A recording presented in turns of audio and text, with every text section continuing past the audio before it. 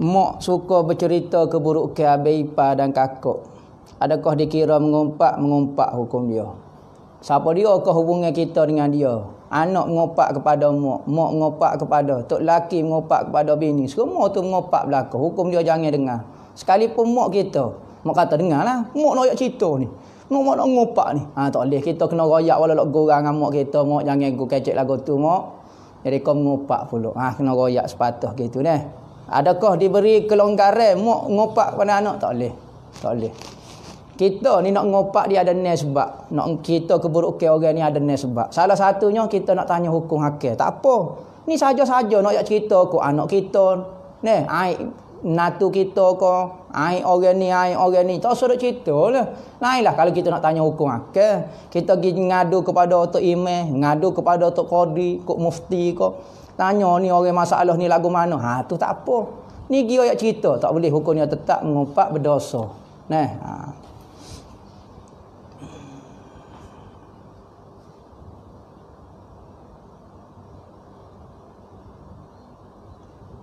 beza gaul aurat sesama sepupu. Sepupu ni hukum dia halal nikah. Kaedah dia, orang yang halal nikah seperti orang awam, seperti orang lain, orang ajnabi, orang beza, orang lain-lain lah, tak ada hubungan darah.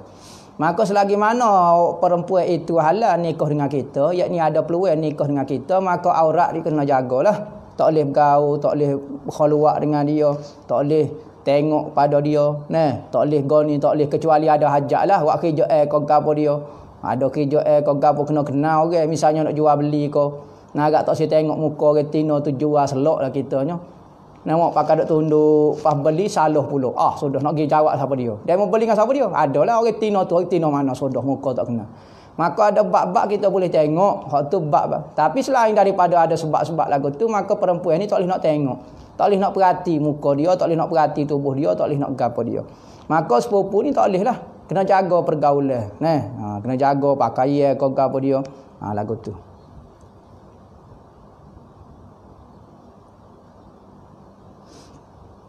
Beli barang secara ansurah deh, ansurah. Beli bayar ansurah. Beli bayar ansurah. Hukum dia boleh, tak ada masalah gapo dia. Bayar cash pun boleh, bayar ansurah pun boleh. Syarat terima, syarat iktiraf juga tak berdosa. Kita ada pitih nak bayar sekaligus, boleh. Nak bayar sikit-sikit, boleh, tak ada masalah apa. Hak haramnya adalah riba. Riba ni kalau orang buta dengan kita tekan suruh bayar lebih. Kita tekan ke dia. Kalau dia mau tak bayar, naik bunga, hak ni berdosa. Tapi kalau dia bayar macam biasa, hukum dia tak ada masalah lah. Harus. Perbuatan lagu tu harus boleh mana.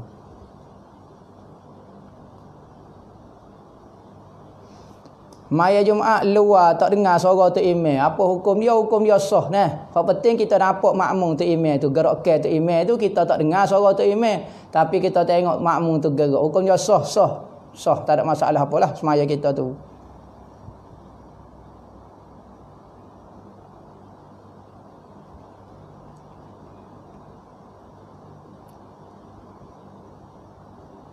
Kita ni kelas wajib maya Jumaat, tapi kita tak pergi Jumaat hari tu dengan sengaja. Apa hukum dia? Berdosa lah. Berdosa kena minta maaf dengan Tuhan. Kaedah dia apabila benda tu dah jadi dosa, benda tu jadi maksiat, bila maksiat kena minta maaf dengan Tuhan, minta doa lepas maya kau bila-bila, selalu minta maaf angkat tangan, ya Allah ya Tuhanku, hamba minta maaf denganmu sebab tinggal semaya Jumaat hari tu. Hamba menyesal dah, hamba tak saya buat dah. Lepas pada tu kena qada hari Jumaat tu jadi zuhur. Kita semaya zuhur pada hari tu. Dan orang tak semaya Jumaat. Kalau kita semaya zuhur dah hari tu tak apalah. Tapi kalau kita tak semaya Jumaat dengan zuhur pun hari tu pun tak semaya, maka kena qada zuhur pada hari tu.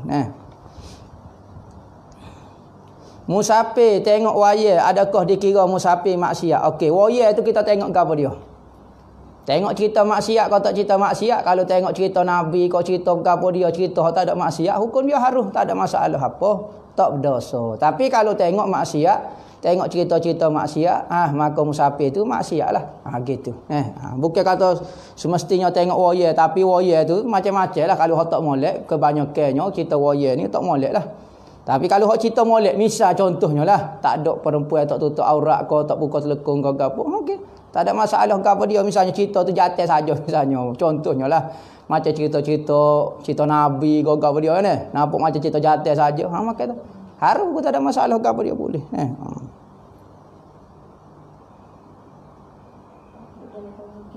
Boleh kodok makan nasi dengan 2 lauk sekaligus. Boleh tapi makruh hukum dia. Makruh ni tak dosa tapi tak comel. Syarat nampak terboleh. Bonok kawan ni.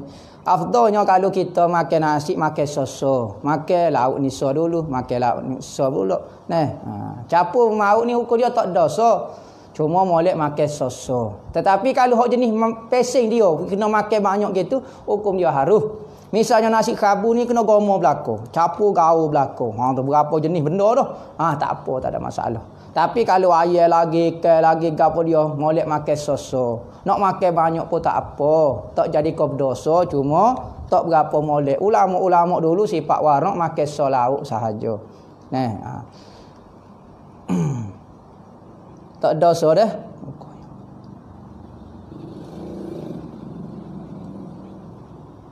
Hukum orang tak tahu khutbah dan hukum solat tak tahu apa dia hukum dia. Semaya ni sah kodok. Gini asalnya semua ibadat ni kita kena tahu. Nak buat ibadat ni kita kena tahu. Rukun semaya kita kena tahu. Rukun khutbah kita kena tahu. Rukun Jumaat kita kena tahu. Barulah sah ibadat tu. Kerana kaedah dia wajib kita kena belajar satu-satu ibadat sebelum kita buat ibadat tu. Tapi lagu mana kita tengok orang lain ni pakai pergi duduk semaya Jumaat ngatak belajar dengan kau dia. Hukumnya sah. Sebab terlalu ramai buat lagu tu kita kena ajar juga.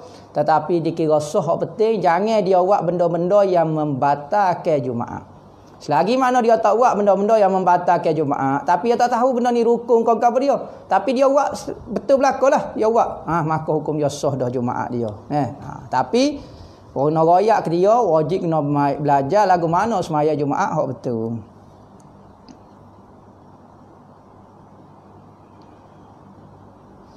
Bak apa imam-imam mazhab bersalah pendapat bak rukun semaya, bak gapo dia hak ni kata wajib, hak ni kata tak wajib. Ginilah masalahnya. Dipanggil hadis ni terlalu banyak. Sumber hukum ni terlalu banyak, maka setiap mazhab dia ada kaedah dia tersendiri.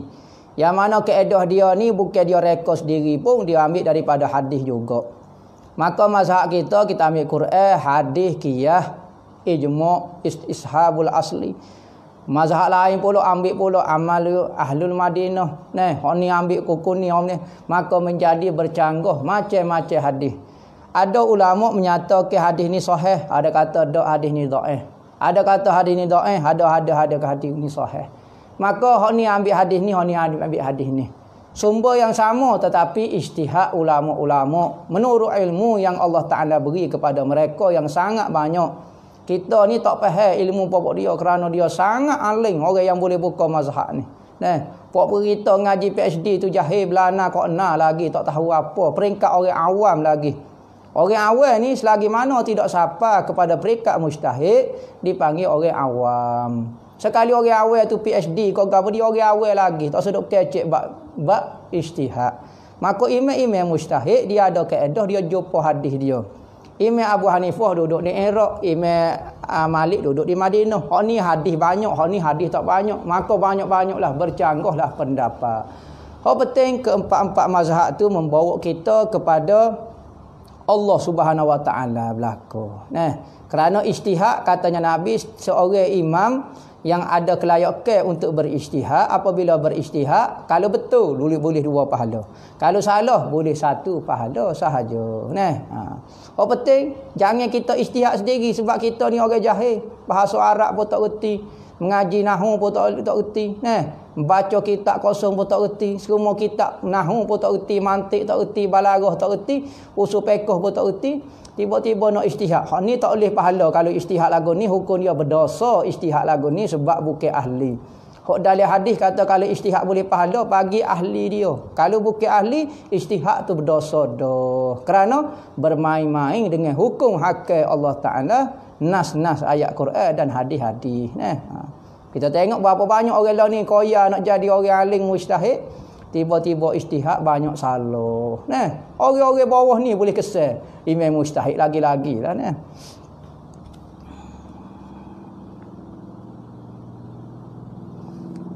Hukum buat arca benda hidup tak cukup sifat. Ada orang kata kalau buat tak cukup sifat tak apa. Jangan cukup sifat. Nah, kalau stokor lagu tu bentuk hidup, maka kita akan kena perhidup. Dalam hadis Nabi kata apabila seorang itu buat bentuk hidup, maka kalau cukup sifat, maka Allah Ta'ala suruh kita perhidup. Kalau tak cukup sifat, ada ulama kata kalau tak cukup sifat tak apa. Jangan cukup sifat. Nah, lagu tu. Ada kata lukisan. Ada kata patung. Moleknya jangan dok buatlah patung. Kecuali permainan untuk budak-budak. Permainan budak-budak. Dalil dia Rasulullah masuk ke rumah dia, tiba-tiba tengok Sayyidina Aisyah duduk main dengan seekor kuda. Kuda patung bentuk kuda lah. Patung ada sayap.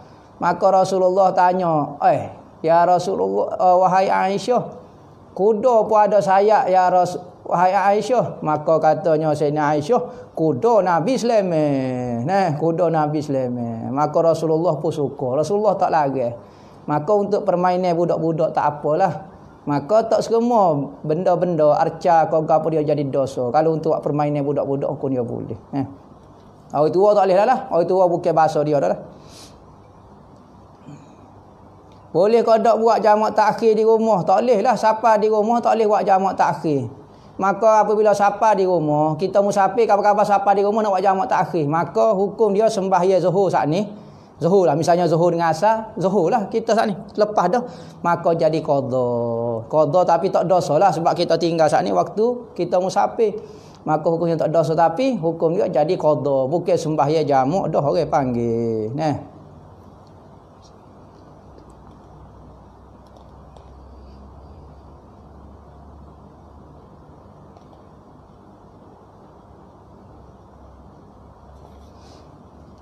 Masalah kita musafir gini. Musafir ni 3 hari kosong. Hari masuk tak dikira. Misalnya kita sapa pada tempat tu pada hari Ahad. Hari Ahad tu tak dikira. Hari Senin, Selasa, Rabu. Hari Khamis kita nak tubik pula. Jadi 5 hari lah semuanya. Macam 5 hari lah. Hari masuk tak kira, hari keluar tak kira. 3 hari tengah-tengah tu hari kosong, 3 hari. Tapi kalau kita nak panjang, biasanya asalnya 3 hari. Tiba-tiba nak panjang sampai 4 hari.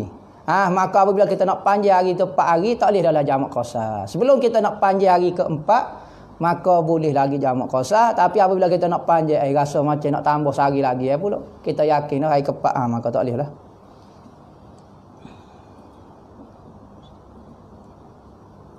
Adakah pilih orang dan tempat tertentu untuk sedekah dikira kedekut juga? Tak. Nabi suruh pilih untuk kita bersedekah. Tempat-tempat bersedekah tak apa. Pilih orang ni gini. Misalnya orang ni semaya, orang ni tak semaya. Orang ni kaki masjid, orang ni kaki dadah. Tiba-tiba kita nak sedekah kepada orang kaki masjid. Sebab dia ahli ibadat, mudah-mudahan semakin banyak orang buat ibadat ke Tuhan, semakin suka. Ni kalau kita dok wi orang bahaya dadah, jadi kau minat dadah pula. Maka kita pilih lagu tu kedekut. Bukan kedekut tu. Hak tu moleknya. Sunat kita kalau nak bersedekah, pilih orang dan pilih tempat. Sedekah mana? Kita sedekah di Mekah, pahala banyak. Boleh banyak. Pada bulan Ramadan, pada hari Jumaat. Tak apa. Bukan kedekut tu dah. Bukan kedekut. Lagu tu.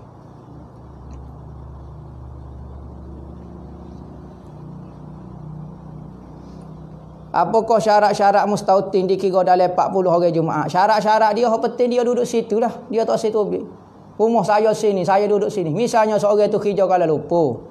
Dia pun beli rumah di Kuala Lumpur. Tanya dia, awak lagu mana? Saya rasa saya nak hidup sini dah. Tidak, awak kampung awak di Kelantan. Memanglah tu rumah mak saya, tapi saya rasa duduk sini lah. Moga kerja sini, rasa dah rumah beli sini, duduk sini. Mustautin panggil. Tapi kalau dia kerja di Kuala Lumpur, beli rumah di Kuala Lumpur, kita tanya dia, pas lagu mana be? Hamba ni duduk sini dulu, tapi rasa nak beli tanah kampung juga, nak beli lah. Buat masalah ni nak duduk sini. Tapi lepas-lepas ni ingat nak klik kampung jugalah, tak gerak duduk Kuala Lumpur. Hak ni orang mukim, bukan orang mustautin. Tapi orang mustautin ni dia duduk sini, tak ada cita-cita nak pergi pindah mana mustautin. Lagu mana nak istiqamah elok daripada buat maksiat? Okey, gini. Kita di dekat tubuh kita jangan ada benda-benda yang boleh menyebab buat maksiat. Kalau ada kita buat duk jauh dengan dia, duk jauh dengan apa dia. Misalnya kita minat makan dadah misalnya. Jangan bersaing dengan orang dadah. Kita minat nak curi, jangan saing dengan orang curi. Kita minat gini, misalnya ikutlah gapo-gapo dia. maksiat perempuan kau gapo dia, maka jangan duduk dekat dengan dia. Barulah kita boleh kawal diri kita slow-slow. Tapi kalau kita masih tak kuat, nak istiqamah duduk dengan orang maksiat, tak boleh. Kita kena lari. Nabi sebut tak dipanggil taubat orang yang tidak tukar lagi saing-saing dia. Ya taubat dah tapi saing duk saing orang tolong. Tak dipanggil taubat orang yang masih tak tukar pakaian dia. Pakaian hak serupa tolong, pakaian maksiat. Kata taubat dah. Nabi kata tak dipanggil taubat yang sebenar kalau orang tak tukar pakaian, tak tukar tempat, tak tukar saing-saing.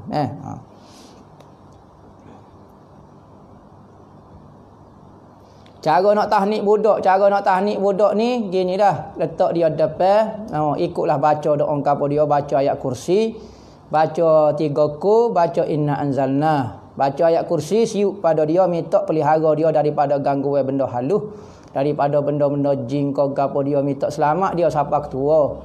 Baca ayat kursi sat ni. Batu baca 3 ku gapo, minta perlindungan daripada sihir, minta baca inna anzalna supaya budak tu tak berzina sampai ketua. Siuk di telinga kanan, siuk di telinga kiri. Baca ya Rasyid 41 kali, tak tangan atas kepala. Baca ya Rasyid niat nak suruh budak tu jadi orang alim, kau nak suruh jadi wali Allah, kau hafiz Quran, kau gapo dia. Tak tangan atas kepala, baca ya Rasyid 40 kali. Lagu tu lah. Lepas tu surat buah tamat, baca Allahumma faqihu fiddin wa alimhu ta'wil. Doa Nabi kepada Abdullah ibnu Abbas. Lepas tu gunting rambut pula, baca Allahumma barik hazal walada min awwali yaumin ila akhirid dahar. Gunting rambut pula cukur kau apa dia. Lepas pada tu cukur apa dia, keliling selawat supaya dia permulaan hari dia kecil dia dengan selawat dah. Dan orang hok hadir pada hari tu jamah kepala budak tu. Kerana kita tak tahu hok hadir dalam ramah-ramah, tak tahu siapa dia ke hok berkat kekasih Tuhan. Maka sebab tu anak kita ni kita hala belaka kepala biar jamuh belaka. Kita tak tahu, kadang-kadang kita nampak budak biasa ya semacam gitu, apa hati dia paling bersih sekali dalam ramah-ramah.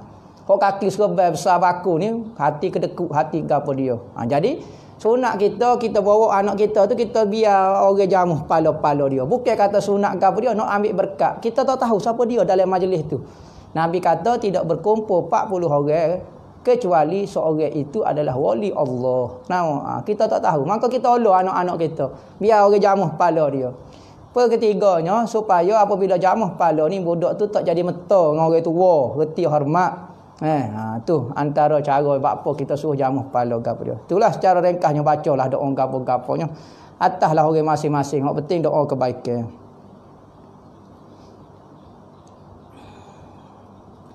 Cara nak hilangkan riak dan rasa bangga diri bagus ketika hadir masjid. Gini, kita setiap kali buat kebaikan, kita jangan rasa kita tu baik.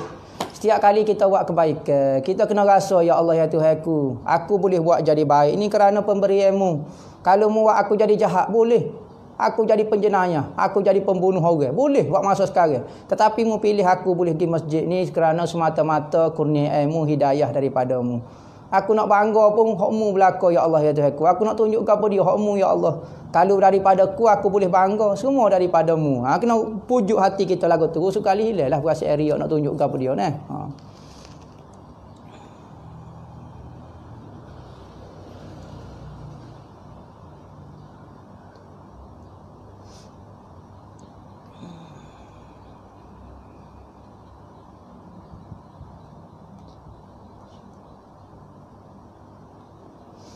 Orang menyakit waswah ni nak jadi mental. Ingat waswah ini bukan ibadat. Waswah bukan ibadat. Dan kalau dia buat waswah misalnya 3 kali, 4 kali, 5 kali kerana tujuan waswah, benda itu membazir dan berdosa. Kalau bagi masjid jadi berdosa. Kerana apa? Waswah bukan kerana ibadat. Waswah ni bukan ibadat.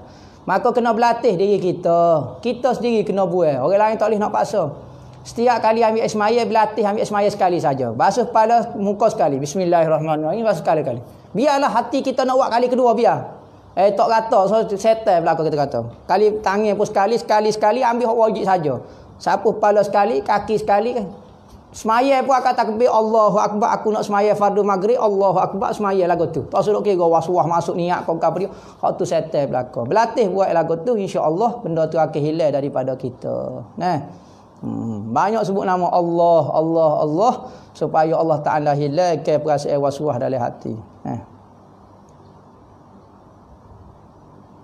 Suci hik pada waktu asar, adakah wajib qada zuhur? Wajib kena qada zuhur juga sebab asar ni adalah waktu zuhur ketika darurat.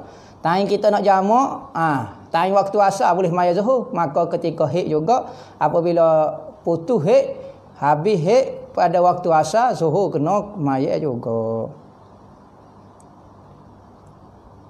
Hukum orang kecek murah rezeki kalau ada sijil senang dapat kerja, orang ni tak cerdik gitu yang mudah. Tak cerdik. Lah ni kita tengok orang ada sijil pun tak ada kerja juga. Beratus ribu orang tak ada kerja, tak ada sijil. Pas kata-kata dia, senang dapat kerja. Betul kau senang dapat kerja? Kita tengok orang kaya lah ni ada tak ada sijil pun ada. Dia tak baca kau fakta dunia ni. Berarti orang kecek cara zaman dulu ni lapuk sangat. Kita faham bukan dia nak canggah akidah. Kalau dia kata sijil menyebabkan dia hidup mati tu jadi kafir lagu tu mikir kalau ada sijil baru hidup bahagia, tu jadi kafir. Boleh kata Tuhan membahagiakan kita, tiba-tiba kata sijil, tidak lah. Tapi kecek ini tak apa nak cerdik. Lah ni orang tak ada sijil pun jadi kaya. Berapa banyak hamba jumpa orang SPM pun tak ada, PMR pun tak ada, jadi jutawan. Berapa banyak orang lagu tu. Berapa banyak orang tengok ngaji, boleh kira pandai. Tak pakai juga duduk kuti anggur juga, menganggur juga.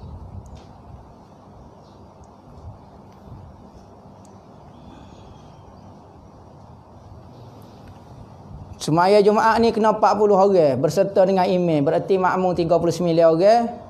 Capur tu imam seorang 40 orang. Kalau terbatas orang terbatas semua. Ya, terbatas orang terbatas semua. Sebab tu semaya Jumaat ni tak boleh nak qada sebab dia kena semaya ramai-ramai. Tak boleh kita buat sorang-sorang.